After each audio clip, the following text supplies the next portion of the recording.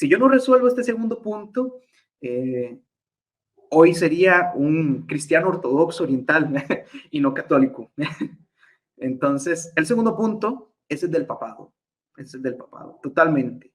Y ese es determinante, digamos, para que usted sea ortodoxo oriental, si usted es protestante y usted está considerando o catolicismo u ortodoxia oriental, usted tiene que resolver el asunto del papado. Entonces, eso determina si usted se hace católico u ortodoxo oriental.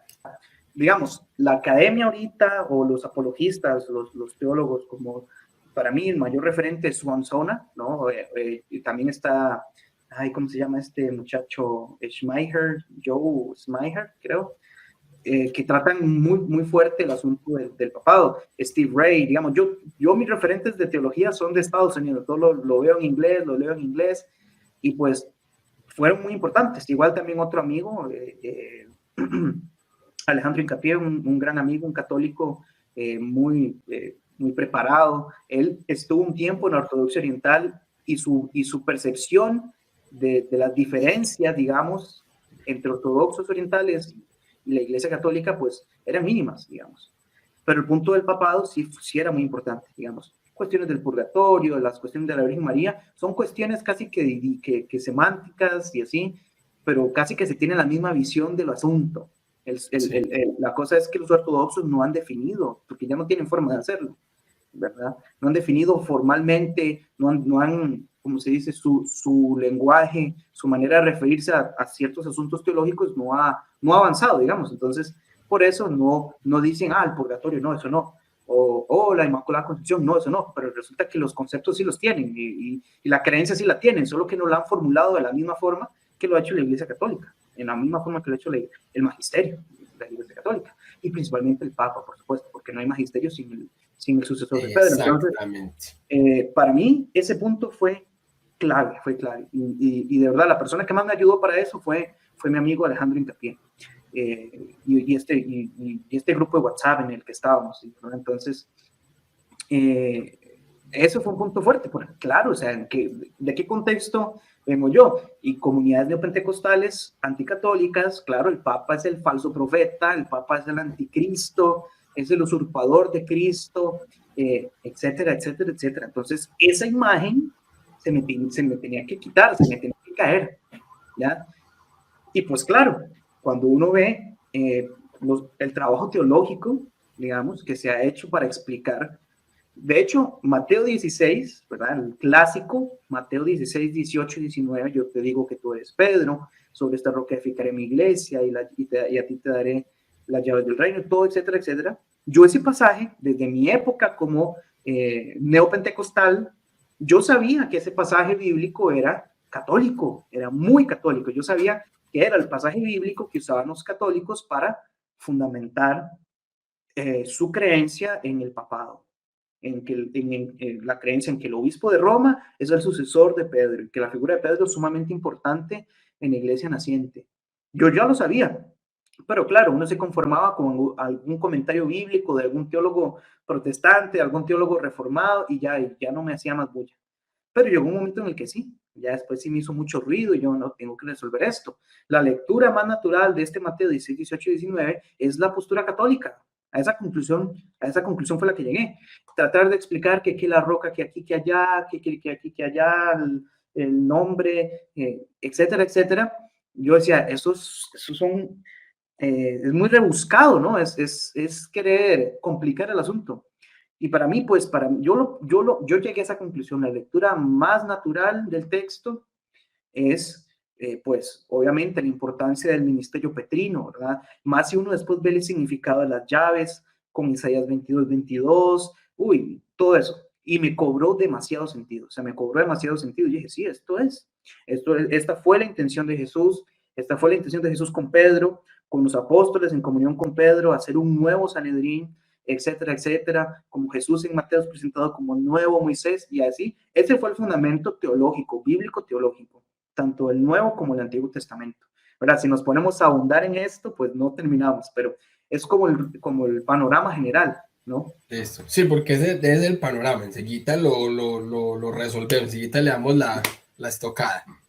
Ya mencioné el trasfondo bíblico, teológico, Mateo 16, súper claro, a la luz del Antiguo Testamento, Isaías 22, las llaves. Si a alguien no le convence el asunto de la roca, aunque tiene todo su sentido, también a la luz de Isaías 51, 1 y 2, cuando menciona que Abraham es la roca de la que salió el pueblo de Israel, y le dice a Pedro, le cambia el nombre a Simón. Primero, no tiene sentido que le cambie el nombre a Simón a Pedro si después no va a ser la roca a la que Jesucristo se refiere en la misma línea, ¿verdad?, de pensamiento. Entonces, prácticamente está haciendo a Pedro como el nuevo patriarca, digamos, de la fe de la iglesia naciente, ¿no?, del pueblo de Dios, que es la iglesia. Entonces, aún si lo de la roca no los convence, lo de las llaves es aún más fuerte. Entonces, ahí súper claro, bíblica y teológicamente. Ya lo expliqué un poquito, ¿verdad?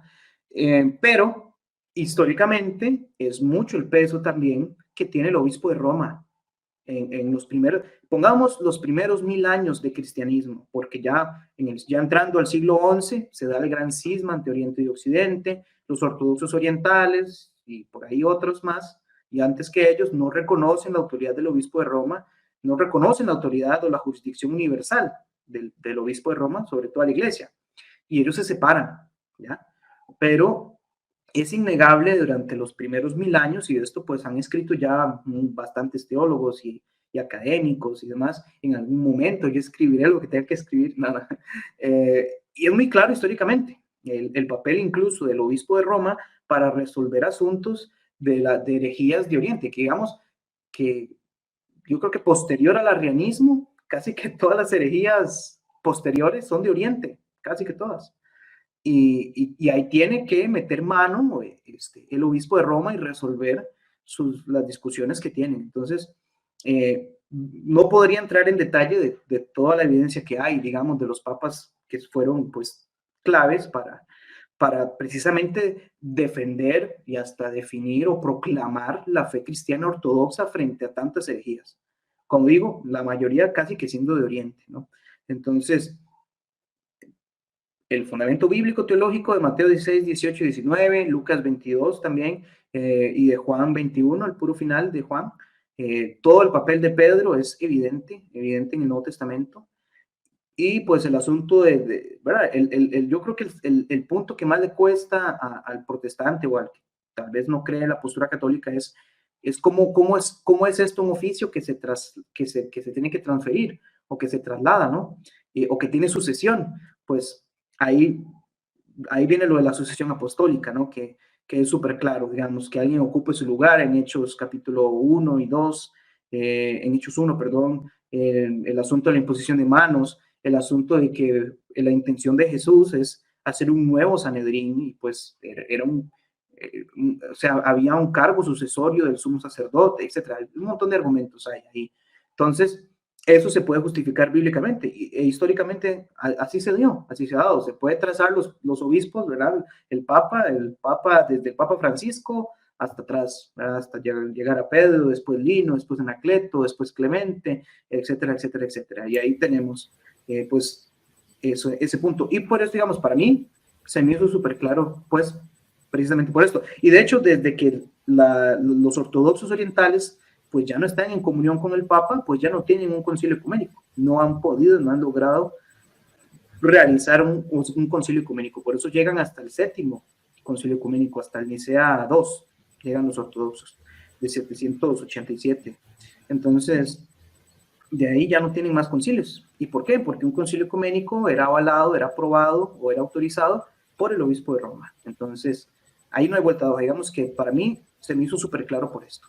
Entonces ahí cambió totalmente mi concepto de creer que el Papa o el anticristo o el falso profeta, etcétera, etcétera, decir no, el Papa es el sucesor de Pedro, es el vicario de Cristo en la tierra. Entonces es un cambio, ¿no?, de 180 grados totalmente, pero para mí súper claro, se volvió súper claro. Entonces, si el Alan Gómez de hace 7 años, 8 años, hablara con el Alan Gómez de hoy, ¿qué le diría ese Alan Gómez de antes al Alan Gómez de hoy? ¿Y cómo le contestaría el Alan Gómez de hoy a ese Alan Gómez de antes? Sí. Sobre el Papa. Bueno, yo le diría, vea, Alan, del futuro, usted está equivocado porque el Papa es el anticristo, como dice en Apocalipsis 17. No sé qué cuestionamiento me haría, porque como ya es algo tan establecido en mí, ¿no? Pero diría algo así. En Apocalipsis 17 menciona la gran ramera, la que está sobre las 7 colinas, esa es la iglesia católica, y el falso profeta es esa figura religiosa, y el Papa, como es vicario, significa también anticristo o vicecristo, la palabra, hay un montón de argumentos ahí. Y algo así me diría respecto al Papa, que cómo se le ocurre, no es sucesor de Pedro, Pedro ya quedó ahí, que Pedro no es la roca. Empezaría a atacar donde venga el asunto de Mateo 16, 18 y demás, pero el Alan del futuro le diría, mira, mi chiquito, no se equivoque. Algo así le diría, y le daría todas las razones que acabo de dar. Muy bien, hermano, excelente. Sí, de eso se trata, es que lo pone uno de esta manera jocosa, pero es que es una realidad. Sabemos que hay muchos Alan Gómez por fuera con las mismas dudas, con esas objeciones, porque como decíamos ahorita, son las mismas, usted las puede expresar como quiera, de las maneras que quiera, pero terminan siendo las mismas dudas, las mismas objeciones, ¿ya? Que están resueltas desde hace mucho tiempo. Es que nosotros no, aquí no nos estamos inventando nada, aquí nosotros no somos San Agustín, Santo Tomás de Aquino, hablando de teología y dando argumentos, no. Lo que nosotros, por ejemplo, en este momento sabemos es porque estudiamos a los que ya resolvieron todo ese tipo de dudas y objeciones.